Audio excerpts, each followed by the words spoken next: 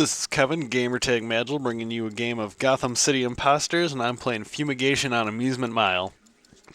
I'm getting loaded in on the Joker's team, which kind of sucks because I haven't been using my costume points for my Joker class at all. I've been sticking with the Batman team because I like the good guys better, and I want my Batman guy looking cool before I worry about what the Joker guy looks like at all. Although it's pretty hard to make your guy look cool, because it's, they want your guy to look a little bit goofy, and I want him to look the goofiest that I can make him. So you can see I've got my character's a girl, which is because I'm using the nimble class, or the nimble body type, and that gives you a little bit better speed than the normal one, and you lose a little bit of health. But since I was going to run around with a shotgun and a submachine gun, I figured that was the better call. And right now in this class, I've got the grapple gun and the pipe bombs for my accessories. I should probably be changing the grappling gun to roller skates just to give my person even more speed so I can really get around behind people and take advantage of the shotguns where the shotgun's good at instead of trying to make it work like I would any other gun. There where I tried to shoot that guy, which wasn't going to work, is one of the power points in this game. And 2 is definitely the most important gas blaster to capture, just because it's right there in the middle and there's just lots of ways for people to come at it. Here I'm trying to shoot at this invisible guy's thing, and I just couldn't hit him with the shotgun. And then either get flanked around by that invisible guy or one of his buddies comes and gets me. But the invisible guys aren't too hard to handle when you're just really paying attention to them and aware of where they're coming from and what they're doing. And I've had a lot of luck taking them down with normal guns. I think it's just because you're trying to hit just one spot with the shotgun. It just doesn't seem to work as well.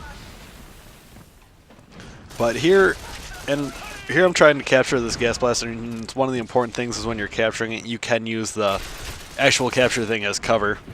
And there you can see that guy's one of the bigger body types, and he also had that little hubcap on his chest, which gives him a little bit of protection from bullets as well.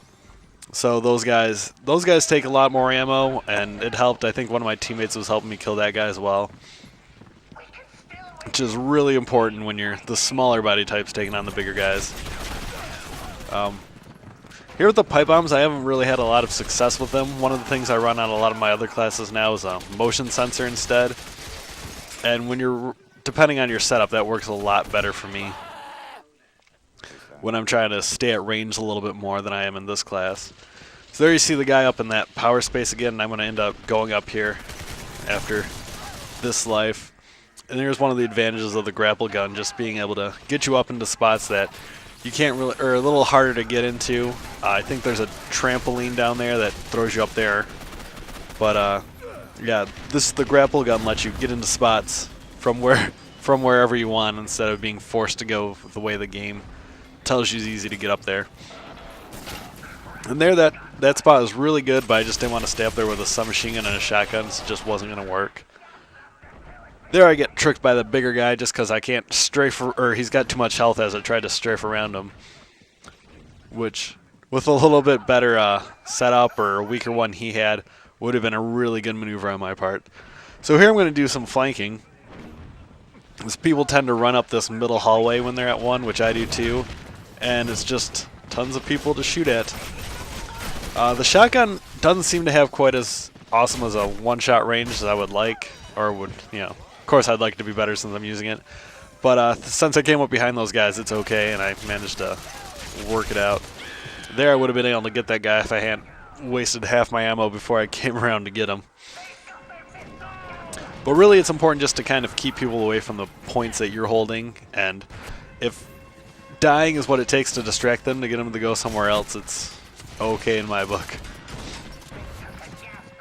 One of the things I like in this game is depending on how well your team's working, you can win the game a lot faster than by yourself just kind of capturing points once in a while. If you're well coordinated and you just 3-cap them right off the bat, you can end the game really quickly. And I just like the ability that if you're playing the objective really well, you can win really fast. And Fumigation is probably one of the game mode I've played the most.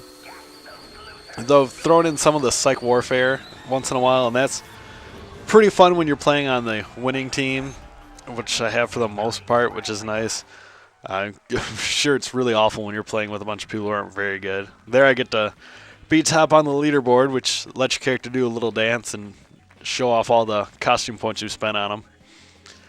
But I did play an awful game of Psych Warfare today where the guys captured the flag and then they just went and hid in the back corner of the map until like the last 30 seconds when they ran out and planted it. And that's frustrating, but you're always going to get people who are going to play like douches in video games. So you just got to hope you don't run into too many of them, which I haven't for the most part. So I ended this game 9-5, and I hope you enjoyed it.